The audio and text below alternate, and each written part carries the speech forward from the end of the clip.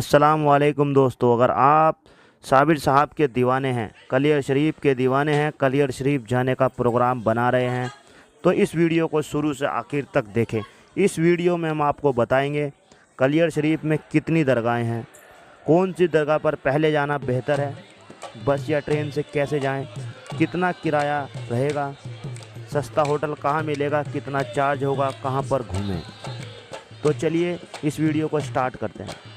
दोस्तों, अगर आपने अभी तक हमारे चैनल को सब्सक्राइब नहीं किया तो प्लीज़ हमारे चैनल को सब्सक्राइब कर लें। दोस्तों, आपका पहला सवाल कि कलियर शरीफ में कितनी दरगाहें हैं। दोस्तों, वैसे तो कलियर शरीफ में काफ़ी दरगाहें हैं, लेकिन जो मेन दरगाहें हैं जहां पर अकीकतमंद सबसे ज़्यादा जाते हैं तो 5 दरगाहें मेन हैं। दोस्तों, अगला सवाल है कि कौन सी दरगाह पर पहले जाना बेहतर है।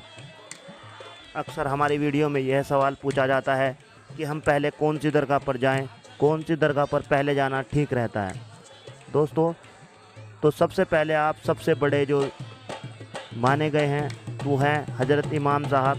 तो सबसे पहले आप इमाम साहब की दरगाह पर जाएं और उसी साइड में गंगा नदी के उसी साइड में पूरब साइड में एक और दरगाह है जो इमाम साहब की बराबर में ही है, हज़रत गरीब साहब, तो वहाँ जाएं। उसके बाद तीसरी दरगाह पर किलकिली साहब, वो भी पूरब साइड में ही पड़ेगी, गंगा साइड से पूरब साइड में किलकिली साहब की दरगाह पर जाएं।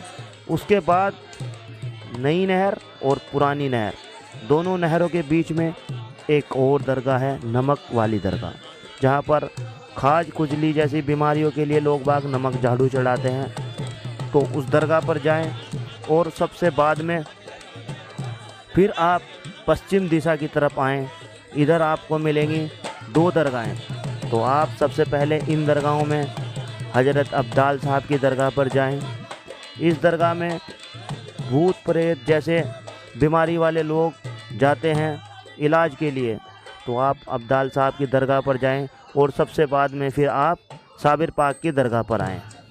ये तो हो गए कि कौन सी दरगाह पर पहले जाना चाहिए।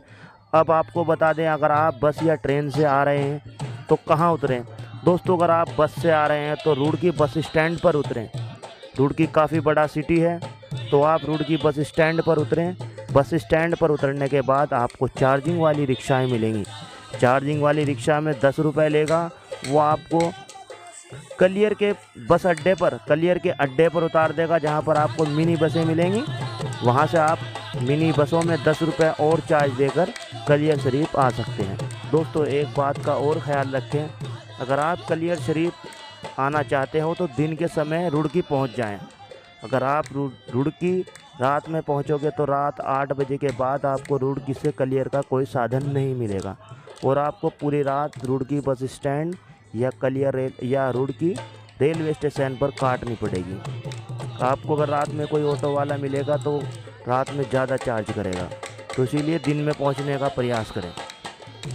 अब अगला सवाल आता है कि कितना किराया। वो मैंने आपको बता दिया है कि 10 रुपये आपको रुड़की कलियर बस अड्डे तक, और कलियर बस अड्डे से 10 रुपये आगे आपको रुड़की से कलियर तक के 20 रुपये चार्ज होगा। अगर आप दिल्ली से आ रहे हो तो दिल्ली से ट्रेन से आ रहे हो तो लगभग 70 से 80 रुपया किराया है दिल्ली से रुड़की तक का। अगर आप बस से आते हो तो 200 रुपये का किराया है बस से रुड़की तक का। रुड़की आप दिल्ली से आपको बसें मिल जाएंगी। दिल्ली से आपको डायरेक्ट हरिद्वार जाने वाली बसें, देहरादून जाने वाली बसें आपको रुड़की बस स्टैंड पर उतार देंगी। और अगर आप चंडीगढ़ या अम्बाला साइड से आ रहे हो तो वहाँ से भी आप हरिद्वार वाली बस में बैठें, वहाँ से भी आपको रुड़की बीच में पड़ेगा, तो आप रुड़की उतर जाएं। उसके बाद अगला सवाल आता है कि सस्ता होटल कहाँ मिलेगा। दोस्तों, कलियर शरीफ में बहुत सारे होटल और धर्मशालाएं हैं। वहाँ आपको 400-500 रुपये से लेकर 2000 रुपये तक के रूम मिल जाएंगे। सभी रूम बहुत साफ़ सुथरे अच्छे रूम हैं।